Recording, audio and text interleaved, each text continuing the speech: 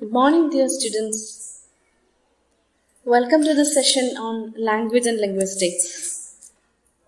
We have been dealing with the topic suprasegmental features or prosodic features. Until now, we have learned concepts like stress, word stress, sentence stress, rhythm, tone, tone group boundaries, intonations, tonic syllable, tonal languages, and so on.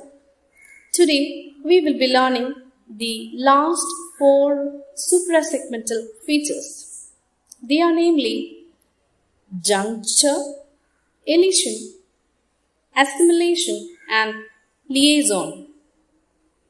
Let's begin with the first one, Juncture. See, in certain words with 2 parts, we make a pause after the first word. Tabletop grinder. Tabletop grinder. Right? I was just giving you an example of a 2-part word. Okay?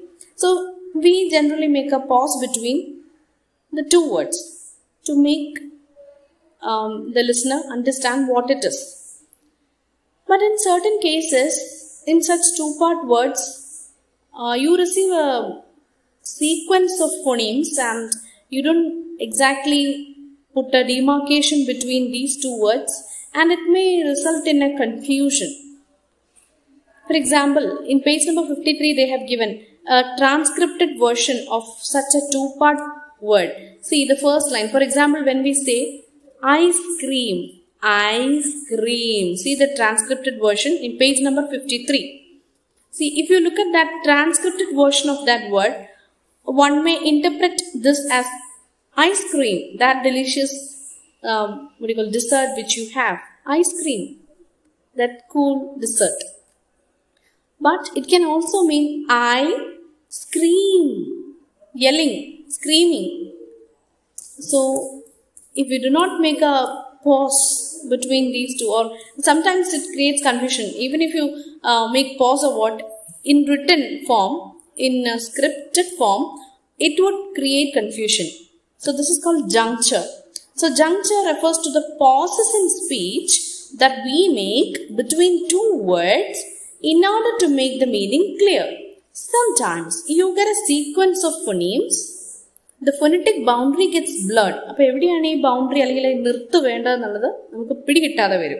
ചില particular words അങ്ങനെ ആ ഒരു phenomenon ആണ് ഇവിടെ juncture എന്ന് പറയുന്നത്. അല്ലെങ്കിൽ ആ pause that you make between 2 words in order to make the meaning clear, ആ ഒരു particular phenomenon ആണ് juncture എന്ന് പറയുന്നത്. See, I scream. So there is a pause after I. But in the other case, the ice, then cream. Ice cream. Ice cream. The other one, I scream. Hope it's clear to you. Angante kore examples they are given there in page number 53. That's tough. That is quite tough ennulla artham. That's tough. But when you transcribe this, another person may read it as that stuff. That stuff.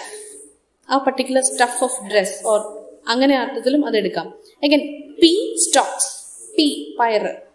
P-E-A. P stocks. തണ്ടുകൾ. അത് വേറെ രീതിയിൽ ട്രാൻസ്ക്രിപ്റ്റഡ് version നോക്കിയാൽ പ്രോപ്പറായിട്ട് pose ഇല്ല എന്നുണ്ടെങ്കിൽ, proper ജങ്ചർ അവിടെ ഇല്ല എന്നുണ്ടെങ്കിൽ നമ്മളതിനെ P stocks ആയിട്ട് നമ്മൾ പറയും.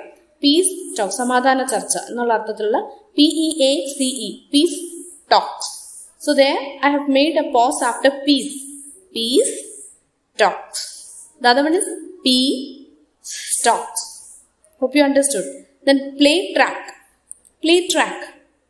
So it is play, then track. The other one is plate and then rack.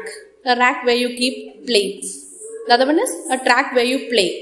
So ഇത് രണ്ടും പെട്ടെന്ന് പറയുമ്പോൾ in connected speech, sometimes speakers do not make proper pause or proper juncture, resulting in a confusion. അപ്പോൾ അതാണ് നമ്മൾ juncture ഉണ്ടാവണമെന്ന് പറയുന്നത്.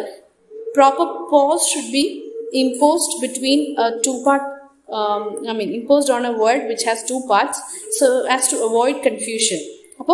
P stocks is different from peace talks, and that stuff is different from that stuff.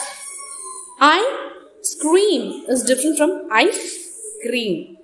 And then plane track is different from plate rack. Then a dress, an address, a name and an aim. ഇതെല്ലാം തന്നിരിക്കുന്നത് ആ pose കൊടുത്തപ്പോൾ clear ആയി മനസ്സിലായി. Pose കൊടുക്കാത്തപ്പോൾ നമ്മൾ confused ആവും എന്നുള്ള അർത്ഥത്തിലാണ് ഈ എക്സാമ്പിൾസ് ഇവിടെ കൊടുത്തിരിക്കുന്നത്. So juncture is that prosodic feature by which you give a pause between two words in a single word. അത് രണ്ട് വാക്ക് ചേർന്നുള്ള ഒരൊറ്റ വാക്കില്ലേ, അത്തരം വാക്കുകളിൽ എവിടെ പോസ് കൊടുക്കണം എന്നുള്ളത് കൃത്യമായിട്ട് യൂസ് ചെയ്തില്ലെങ്കിൽ it may create a confusion. ആ പോസിനാണ് നമ്മൾ ജങ്ചർ എന്ന് പറയുന്നത്. The second one is elision. അത് ഭയങ്കര എളുപ്പമാണ്. നേരത്തെ ഞാൻ പറഞ്ഞു English has got a stress timed rhythm. ഇംഗ്ലീഷിന്റെ താളം rhythm ഡിറ്റർമിൻ ചെയ്യുന്നത് അതിന്റെ സ്ട്രെസ് വഴിയാണ്. I told you in between two stressed syllables the number of unstressed syllables may be 5 or 3 or 4, whatever it is, the time used to utter them would be somewhat the same. Stress syllable 1 ഉം 2 ഉം 3 ഉം തമ്മിലുള്ള ആ ഒരു time interval ഉണ്ടല്ലോ, ആ സമയത്ത് you will be uttering many unstressed syllables. So regardless of the number, irrespective of the number of unstressed syllables, you are uttering them very fast so as to maintain that uniformity of time interval. Okay? So in that case, some unstressed syllables or sounds may be even eliminated or dropped, omitted. അതിനാണ് elision എന്ന് പറയുന്നത്. For example, bread and butter. Bread and butter എന്ന് നമ്മൾ അത്രയ്ക്ക് അങ്ങ് തെളിച്ച് പറയാറില്ല. In connected speech, in order to maintain the rhythm, bread and butter. So എന്നാണ് അവിടെ പറഞ്ഞിരിക്കുന്നത്. എൻ എന്നുള്ളത് വരുന്നില്ല, ആൻഡ് എന്നുള്ളത് വരുന്നില്ല. അപ്പൊ അവിടുത്തെ എന്താ പറയുക, അവിടുത്തെ വവൽ ആ got omitted or eliminated. So this phenomenon is called elision. Then can. In certain cases, I can do it. I can do it. So you just limit that can to a can. So there, a is omitted or eliminated, or it is dropped out because it is unstressed. So English is a stress-timed language. English is a language whose rhythm is stress-timed, and therefore certain syllables which are unstressed may be omitted in certain occasions. So this phenomenon is called elision. Example, bread and butter. There a is omitted, and can. In the word can, we may utter the word can fast as can. Therefore, a is omitted there also. This phenomenon is called elision. And then we are moving on to the third one, that is assimilation. That is, sometimes in certain words, two adjacent sounds, two sounds which are close by each other, one sound may be predominant and it may be influencing the adjacent sound, the nearby sound. So as a result of this influence, അതിന്റെ ആ ഒരു സൗണ്ടിന്റെ സ്വഭാവം കുറച്ച് മാറിയെന്നിരിക്കും. So for example, take polite. അതിന്റെ antonym എടുക്കുകയാണെങ്കിൽ നമ്മൾ impolite എന്നാ. അപ്പോൾ അതിന്റെ ഒരു സ്ട്രക്ചർ നോക്കുവാണെങ്കിൽ in plus polite is equal to impolite. Impolite. കണ്ടോ, ഇവിടെ കൊടുത്തിട്ടുണ്ട്. In page number 53 they have given that under the subheading assimilation. Impolite. Here per influences n, and it assimilates to a m. ആ per എന്ന് പറഞ്ഞ സൗണ്ടിന്റെ ഒരു ഇൻഫ്ലുവൻസിലാണ് impolite എന്നുള്ളതിന് പകരം impolite എന്നാ വരുന്നത്.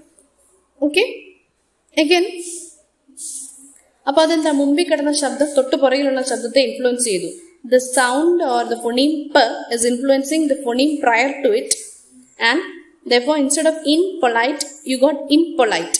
Okay, so it becomes impolite by the influence of p. So അത് പുറകിലുള്ളതിനെ influence ചെയ്തുകൊണ്ട് അതിനെ റിഗ്രസീവ് അസിമിലേഷൻ എന്ന് പറയുന്നു.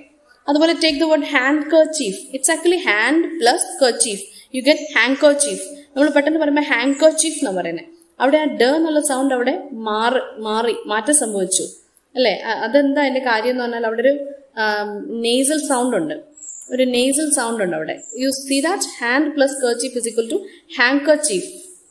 കാരണം അവിടെ ന എന്നുള്ള ആ സൗണ്ട് നേസലാണ്. ആ നേസൽ സൗണ്ടിന്റെ ഇൻഫ്ലുവൻസ് വഴി തൊട്ട് മുമ്പിൽ കിടക്കുന്ന സൗണ്ട് ഡനെ ഇൻഫ്ലുവൻസ്ഡ് ആയി. അത് so that is called progressive assimilation. തൊട്ട് മുന്നത്തെ സൗണ്ടിനെ ഇൻഫ്ലുവൻസ് ചെയ്യുമ്പോൾ it becomes a progressive assimilation, മുൻപിൽ കിടക്കുന്നതിനെ ഇൻഫ്ലുവൻസ് ചെയ്ത്. അതുപോലെ bag and bags. G is a voiced consonant. Voiced consonant g. So instead of bags you get bags, right? So z, you get a z sound by the influence of the voiced consonant g. So adum tottu മുമ്പിലുള്ള സൗണ്ടിനെ influence ചെയ്യുന്നതുകൊണ്ട് progressive assimilation ആണ്. So assimilation is nothing but one phoneme is influencing the adjacent or the nearby phoneme. അപ്പോൾ അങ്ങനെ ആ സൗണ്ടിൽ കുറച്ചൊരു വ്യതിയാനം അല്ലെങ്കിൽ ഒരു സട്ടിൽ ചേഞ്ചസ് ഹാപ്പനിങ്. സോ അവരുടെ എക്സാമ്പിൾസ് കൊടുത്തിട്ടുണ്ട്. Tenth, take the word tenth. th sound is dental sound. Th is a dental consonant. So that is dominant there. 10th, grade 10, like 10th standard. 10th. So instead of the predominance of the dental consonant th, it is also influencing the prior consonant, which is a nasal consonant n. So അങ്ങനെ വരുമ്പോൾ അവിടെ 10th. അവിടെ a th is predominant there and it influences the preceding nasal consonant n. This is called regressive assimilation. In the other case, handkerchief, this nasal sound n is influencing the following sound d and you get handkerchief. So that is progressive assimilation. I hope it's clear to you. Now we have discussed 3 prosodic features: juncture, elision and assimilation. Now we are moving on to the last one, that is liaison. It is read as liaison. Page number 53. Last subheading, liaison. It means the linking of sounds or words. When we say a sentence in English, we join or link words to each other. Because of this linking, the words in a sentence do not always sound the same as when we say them individually, like the linking r. Linking r യുടെ കാര്യത്തിൽ നമ്മൾ പറഞ്ഞു, this is my car എന്ന് പറയുമ്പോൾ അവിടെ r silent ആ. പക്ഷേ this car is mine എന്ന് പറഞ്ഞപ്പോൾ അവിടെ എന്ത് സംഭവിച്ചു? ലിങ്കിങ് റ, ആ റന് ശേഷം ഒരു വവൽ ഉണ്ടായി. This car is mine. Is എന്നുള്ള വേർഡില് ഫസ്റ്റ് സൗണ്ട് ഒരു വവൽ ആയതുകൊണ്ട് അതിന് തൊട്ട് മുന്നേ വരുന്ന വേർഡിലെ റ സൗണ്ട് കൃത്യമായിട്ട് പ്രൊനൗൺസ് ചെയ്യുന്നത് കൊണ്ട് we call it A linking റ. പക്ഷെ സെന്റൻസ് എൻഡ് ചെയ്യുന്നത് ഒരു റയിലുള്ള ഒരു വേർഡ് ആണെങ്കിൽ നമ്മൾ അതിനെ ദിസ് ഇസ് മൈ കാർ എന്നേ പറയുള്ളൂ. അതുപോലെ തന്നെയാണ് ഈ ലിയേസോൺ എന്ന് പറയുന്നത്. ഫോർ എക്സാമ്പിൾ, ഈ ഫ്രഞ്ച് ലാംഗ്വേജിൽ ലേ എന്നുള്ള വേർഡ് LES എന്നാ സ്പെല്ലിങ്, പക്ഷെ നമ്മളതിനെ ദ എന്നുള്ള അർത്ഥം വരുന്നത്, നമ്മളതിനെ ലേ എന്നേ വായിക്കുള്ളൂ. ലാസ്റ്റ് സ is silent, it is mute or latent എന്ന് പറഞ്ഞാൽ സൈലന്റ് ആണ്, ലേ എന്നാ പറയുന്നത്. പക്ഷെ അതേ തുടർന്നൊരു വാക്ക് ഒരു വവലിൽ ആരംഭിക്കുകയല്ലോ ആണെങ്കിൽ, അല്ലെങ്കിൽ അതേ തുടർന്നൊരു വാക്ക് ഇതുപോലെ അവിടെ കൊടുത്തിരിക്കുന്ന ശ്രദ്ധിച്ച് വായിക്കാം. Liaison is a pronunciation of a latent word final consonant immediately before a following vowel sound. അതായത് ഒരു വവൽ സൗണ്ട് ആണ് അതിന് പിന്നീട് വരുന്നതെങ്കിൽ, അതിനെ തുടർന്ന് വരുന്ന ഒരു വവൽ സൗണ്ട് ആണെങ്കിൽ തീർച്ചയായിട്ടും ആ അവസാനത്തെ ആ ശബ്ദം നമ്മൾ പ്രൊനൗൺസ് ചെയ്തിരിക്കും. പക്ഷെ അല്ലാന്നുണ്ടെങ്കിൽ അത് നമ്മൾ സൈലന്റ് ആയിട്ട് മ്യൂട്ടായിട്ട് വെക്കും. ലേ എന്നുള്ള അത് ദ എന്നുള്ളതിന് പകരമുള്ള ലേ എന്നുള്ളതിൽ സ്പെല്ലിംഗിൽ LES ഉണ്ടെങ്കിലും S remains silent. So the word final consonant s remains mute or silent normally in French. But when this lay is followed by another word which begins with a vowel sound, then this s is articulated loudly. So അതിനെയാണ് liaison നമ്മൾ പറയുന്നത്. Les amis, അതിന് z എന്നാ പറയുന്നത്. Les amis example കൊടുത്തിരിക്കുന്നത്. അതിന്റെ അർത്ഥം the friends എന്നർത്ഥം വരുന്ന French expression is les amis. അവിടെ ആന്നുള്ള ഒരു വവൽ ആണ് തുടർന്നുള്ള വേർഡിന്റെ ആദ്യം വരുന്നത്. സോ അതുകൊണ്ട് മാത്രം ആ ലേസ് എന്നുള്ള ആ സ അവിടെ z ആയിട്ട് ആർട്ടിക്കുലേറ്റ് ചെയ്യുന്നുണ്ട്. So this phenomenon is called liaison. So today we have learned the last 4 prosodic features or suprasegmental features, namely juncture, elision, assimilation and liaison. I hope this is clear to you. അപ്പോൾ suprasegmentals തന്നെ കുറേ sessions ഉണ്ടായിരുന്നു. അതൊരു essay topic ആയിട്ട് ചോദിക്കാൻ സാധ്യതയുള്ളതാണ്. You may get a 15 mark question in part C. അപ്പോൾ you should be prepared to write this well. This is an easy portion. Everybody can score good marks for this. So make sure that you write down clear notes and clear examples and then memorize it and learn suprasegmental features. Thank you.